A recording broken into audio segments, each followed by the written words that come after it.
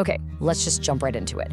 Have you ever agonizingly picked out an outfit for a job interview or a first date? Picture that pile of discarded clothes on your bed because nothing felt quite right. We've all been there, right? You did that because you inherently knew your clothes would speak for you before you even opened your mouth. Yet, surprisingly, the scientific world has largely ignored this universal, everyday experience. So today, we are going to decode the secret language of what we wear. I mean, we all intuitively get the transformative power of dress. It's beautifully illustrated by the classic Cinderella story, where a single outfit literally changes her entire life. In her threadbare clothes, she faces disdain. But in that magical ball gown, she is greeted with absolute awe. Sure, it's a fairy tale, but it captures a really deep psychological truth. One outfit fundamentally alters how the world perceives us and ultimately the outcomes of our lives. But here's the crazy twist.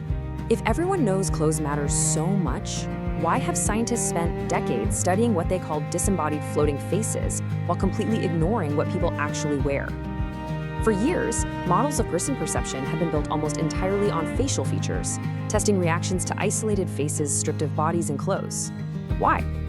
Well, scientists love sterile, highly controllable environments, and human clothing is anything but that. But out in the real world, we never perceive a floating head. We see a fully embodied person wrapped in an outfit. So researchers actively avoided studying dress for three main reasons. First, outfits are just incredibly complex. A pair of jeans means something completely different depending on the shoes and the shirt. It's what you might call a chaotic gestalt of style, a package deal where the whole is totally different from its individual parts. Second, this complexity ruined their perfectly controlled laboratory experiments. Human fashion simply has way too many messy variables to fit neatly into a spreadsheet. And third, there's a serious historical bias.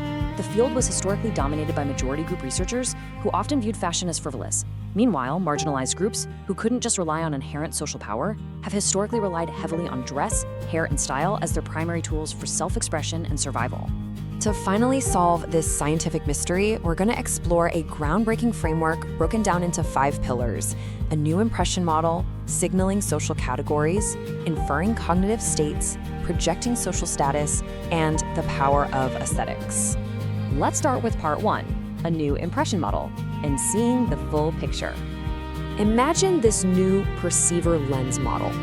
On one side, we have the target, the person being judged. We seamlessly combine their face and body, their surrounding context like the weather or location, and critically, their dress.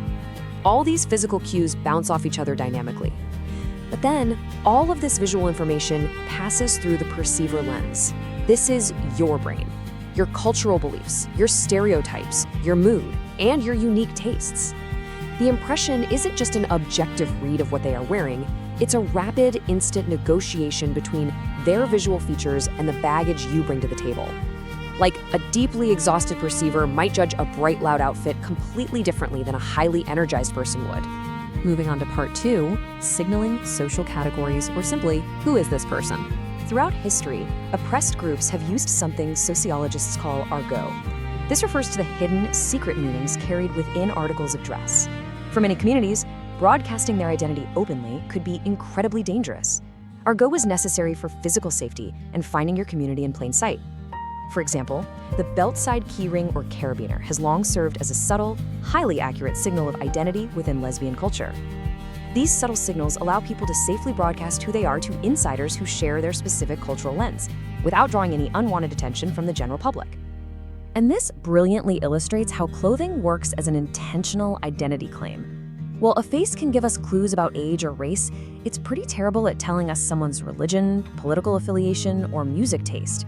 Dress completely fills that gap. Whether it's a subtle safety pin pinned to a jacket signaling a punk identity, or a blatant firefighter uniform, our clothes give perceivers highly accurate cues about our beliefs. Even if you're just throwing on a faded graphic tee with your favorite band's logo to go grab coffee, that is a conscious performance of identity. You are literally telling the world who you are. That brings us to part 3, inferring cognitive states, basically answering, what is this person doing right now? This isn't about someone's permanent personality, but their current mental state. What are their immediate goals, and where exactly are they going? A really powerful quote from David Yee's story Black Armor captures this perfectly. Alex Pei notes how wearing a suit fundamentally changes how the world interacts with him. He says, "It's like armor to me. When I have a suit on, cops aren't staring. It's like I'm the president of the United States." For Black men in the United States, who frequently face threat stereotyping and unjust police scrutiny, formal wear is often used strategically.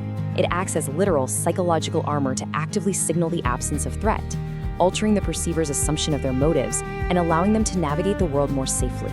So the crucial point here is that our inferences about someone's mental state dynamically interact with context. This is exactly where that perceiver lens we talked about comes into full effect. Imagine a perceiver who holds negative stereotypes. The exact same Black man might be perceived wildly differently, depending purely on the interplay of his outfit and his environment. A hoodie on an empty street at night triggers one set of assumptions about intent, while a suit and tie in a restaurant at noon triggers an entirely different set. The clothing acts as a massive moderator for how context and faces are judged by the person looking at them. All right, part 4, projecting social status. Just how much power does this person have? Clothing has literally always been a status symbol. Going way back to 1577, Queen Elizabeth I enacted strict sumptuary laws that dictated exactly what people could wear based on their class. She legally restricted who could wear purple silk and gold cloth to only the king, queen, and immediate royalty. And breaking these rules wasn't just a fashion faux pas, it was a literal crime. You could be fined or imprisoned just for wearing the wrong fabric. Your exact social standing and power were quite literally and legally yoked to the fabric on your back. Today, status signaling is a bit more complex, but honestly, it's just as potent. We have conspicuous consumption, where people buy highly visible luxury goods, like a massive Rolex, specifically to signal their wealth. But recently, a fascinating new trend has emerged at the very top of the status ladder, the red sneakers effect. This is when someone wears highly casual, non-conforming clothes into a formal setting. Think about Steve Jobs' iconic black turtleneck or Mark Zuckerberg's casual hoodies. Why does breaking the norm equal power? Because only someone with undeniable high status can afford to risk the social penalty of dressing down. It's a way of loudly signaling that they are so successful, they just don't have to care about the rules anymore. Now, you might think of status as an adult concept, but did you know our radar for this develops almost as soon as we can talk?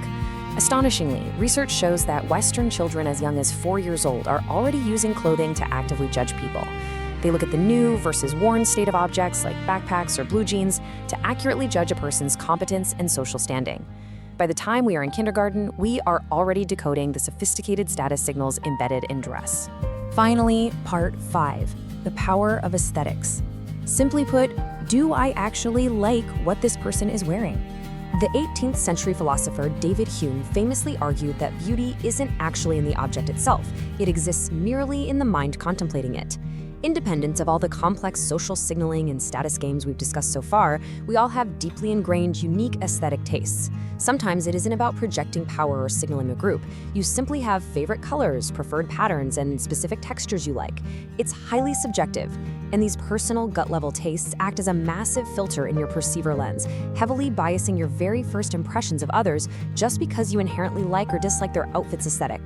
And here's the real kicker. These aesthetic preferences aren't hardwired into our universal biology. They are highly cultural and constantly shifting. Take the color pink. Today in the West, we heavily associate it with femininity.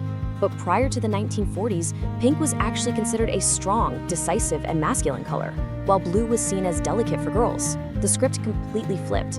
In South Korea, black clothing only became common for women's everyday wear in the 1980s. And while some researchers tie the color red to a deep evolutionary signal for dominance, even that meaning can rapidly shift based on context. An outfit that reads as beautiful or dominant in one decade might mean something completely different in another.